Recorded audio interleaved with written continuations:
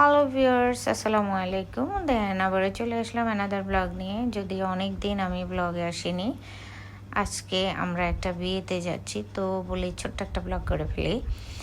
দেন আমি ঝটপট রেডি হয়ে নিলাম। আজকে সিম্পল একটা লুকে আমি বের হচ্ছি। আর এই ফার্স্ট টাইম আমি ক্রক্স পরে বিয়ে খেতে যাচ্ছি। আজকে আমরা চলে যাচ্ছি একটা বিয়ের প্রোগ্রামে। এটা আমাদের বাসার এদিকে, আমাদের ক্লোজ কিছু মানুষ আছে না, যে কিছু বিয়েতে ইচ্ছা না থাকলেও অ্যাটেন্ড করতে হয়। তা আমার মেয়ের অবস্থা হয়েছে ওরকম, তো ও যেতে চায় না, ওকে জোর করে নিয়ে যাচ্ছি। ও আসলে একটু মানে ইয়ে টাইপের, ওয়েস্টার্ন অথবা ওই লুকেও বেশি ইয়ে করে। ও বাঙালি ইয়েগুলো একটু কম পছন্দ করে। দেন আজকে আমার সাথে ওকে 3 পিস পরিয়ে নিয়ে গিয়েছি, কারণ আমরা যে কিছু কিছু মানে এনভায়রনমেন্টের সাথে আমি ড্রেস কোড সিলেক্ট করি, তো সেক্ষেত্রে আমার মেয়ের সাথে অনেক সময় একটু ম্যাচিংয়ে প্রবলেম হয়।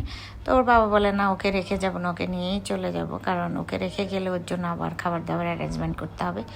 এটা হচ্ছে আমাদের বাসার পাশেই, তা আমরা একটা রিক্সা নিয়ে চলে যাব। অ্যাকচুয়ালি কিছু ফ্যামিলি প্রোগ্রাম থাকে অথবা কিছু আত্মীয় স্বজন বন্ধুবান্ধব, এগুলোতে একদম অ্যাটেন্ড না করলেই নয়।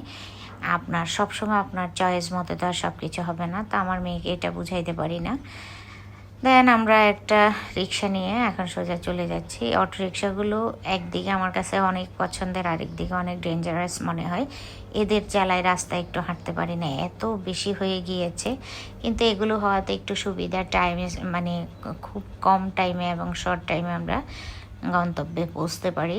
তো সেজন্য মজাও লাগে, আর বসলে চারদিক খোলা থাকে, একটু ঘুরতে ভাল লাগে। মানে খোলা আকাশের নিচে এই রিক্সাগুলো, অটোগুলো অনেক সুবিধা, কিন্তু এগুলো যদি ডেঞ্জারাসভাবে চালায় তাহলে অ্যাক্সিডেন্ট হওয়ার অনেক সম্ভাবনা থাকে। দেন ফাইনালি আমরা এখন আবাসিকের ভিতর দিয়েই চলে আসছি। আমরা চলে যাব এখন শাপলা কমিউনিটি সেন্টারে। তো আমরা ফাইনালি চলে আসছি। বাইরে প্রচণ্ড বৃষ্টি, তাই একটু লুকটা একটু চেঞ্জ করেছি, নর্মাল রেখেছি, এত গর্জিয়াস করিনি, কারণ আমারও ইচ্ছা নাই আজকে আসার। তারপর আলমগীর ভাইয়ের দিকে তাকাইয়ে তারপরে চলে আসলাম। দেন উপরে আমরা চলে যাচ্ছি, নিচে হলো ছেলেদের অ্যারেঞ্জমেন্ট, উপরে হলো মেয়েদের। আমার মেয়ে আর আমরা এত বেশি এই কমিউনিটি হলে আমাদের টুদারমোরা, কারণ এটা একটা চিটংয়ের পাড়া, তো পাড়াতে সামাজিকতা রক্ষা করতে হইলে ওদের নিজেদের এরিয়াতে প্রোগ্রামগুলো করতে হয়। চাইলে অনেক টাকা পয়সা হলেও ওরা বাইরে করতে পারে না, এদের একটা লজিক এটা মুরব্বীদের।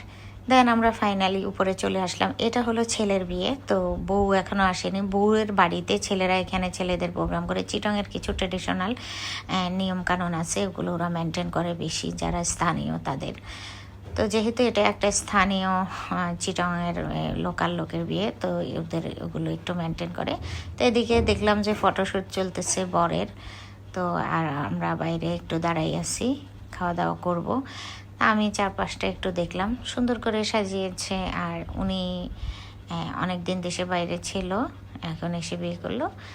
দেন ফাইনালি চলে আসলাম খেতে। আমরা সবসময় একটু ক্লিন এবং ইয়েতে পছন্দ করি বসতে, তো ফার্স্ট বেসে আমরা বসে গেলাম। যেহেতু ফার্স্ট বেসে সব কিছু গোছানো থাকে, পরিষ্কার থাকে, তো সেজন্য চেষ্টা করি আমরা ফার্স্ট বেচে খাওয়ার জন্য, ফার্স্ট সারিতে। আমার মেয়ের আবার এগুলো একটু প্রবলেম হয়।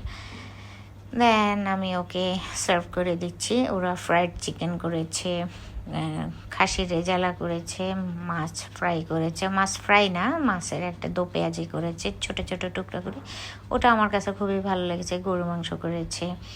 তো মোটামুটি খাবারটা আমার কাছে খুবই লোভনীয় লাগছে, কারণ অনেক দিন পর বিয়ে বাড়ির খাবার খাচ্ছি, একদম অরিজিনাল বিয়েতে এসে। মাঝে মধ্যে আমরা রেস্টুরেন্ট থেকে বিয়ে বাড়ির খাবার আমরা অর্ডার করি, ওটা তো আপনাদের সাথে শেয়ার করি। দেন খাওয়া দাওয়া শেষ করে আমরা এখন চলে এসেছি বরের এখানে। তো এখানে এসে আমার হাজব্যান্ড সহ ওর কলিগরা সহ ফটো টটো তুললো সবাই মিলে। আমরা এখানে অনেকক্ষণ ছিলাম, অফ ক্যামেরাতে ওগুলো শেয়ার করবো পরে। দেন আমার এখানে কাজ শেষ, সবাই সাথে দেখা সাক্ষাৎ করে এখন আমি নিচে চলে যাচ্ছি।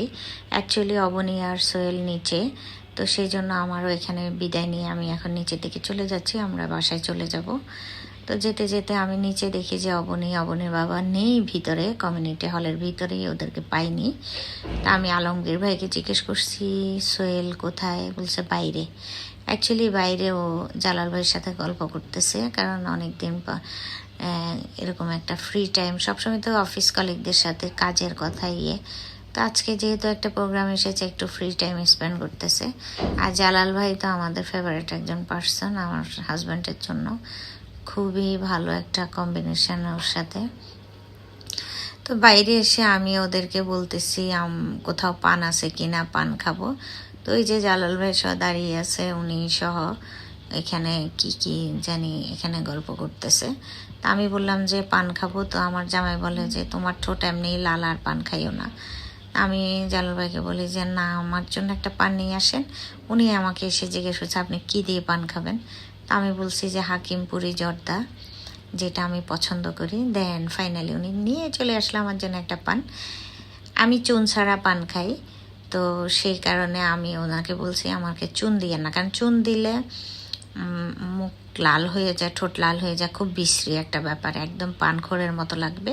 তা আমি মাঝে মধ্যে খাই, চেক করে নিলাম চুন দিছে কিনা, অনেক সময় না করলে ওরা দিয়ে দেয়।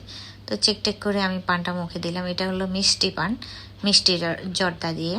মাঝে মধ্যে একটু খারাপ লাগলে খেয়ে থাকি, ভালোই লাগে, খারাপ না। তো আমি বাসায় গিয়ে এটা ক্লিন করে ফেলবো, কারণ পানটা আসলে খুবই নোংরা করে মুখটাকে, দাঁত, বিশেষ করে দাঁতটা। তো আমার দাঁত আমার ফেভারিট একটা জিনিস, তো সেই জন্য আমি সাথে সাথে ক্লিন করার চেষ্টা করি।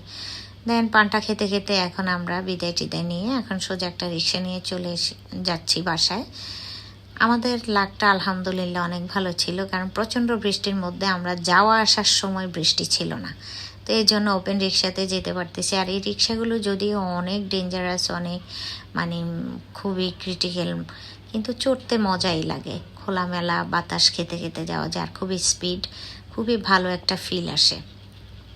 কিন্তু এগুলোর যন্ত্রণায় রাস্তায় হাঁটা যায় না, এগুলো এত অ্যানোয়িং করে, কারণ প্রচণ্ড বেশি হয়ে গেছে, মানে প্রচুর রিক্সা হয়ে গেছে রাস্তায়, এখন হাঁটাই যায় না।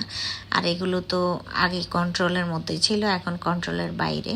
তো এর মধ্যে আমরা গল্প করতে করতে আমার পান খাওয়া শেষ, আমরা এখন বাসায় চলে যাব। তো মোটামুটি নর্মাল স্টাইলে আসলে ভালোই লেগেছে। আমি একটা সিম্পল লুক নিয়েছি এবার, কারণ সবসময় তো গর্জিয়াস লুকে প্রত্যেকটা অকেশনে দেখেন, তো মাঝে মধ্যে একটু সিম্পলি লাইফ স্টাইল আসলে জীবনের জন্য অনেক ইম্পর্টেন্ট। সব কিছুতেই আপনার একটা এনভায়রনমেন্ট এই কাজ করে, আপনি পরিবেশের সাথে যদি আপনাকে নিজেকে খাপ খেয়ে নেন খুবই ভালো হয়। তো আজকে এই পর্যন্ত, দেখা হবে নেক্সট ব্লগে। আল্লাহ হাফেজ, বাই বাই, টাটা।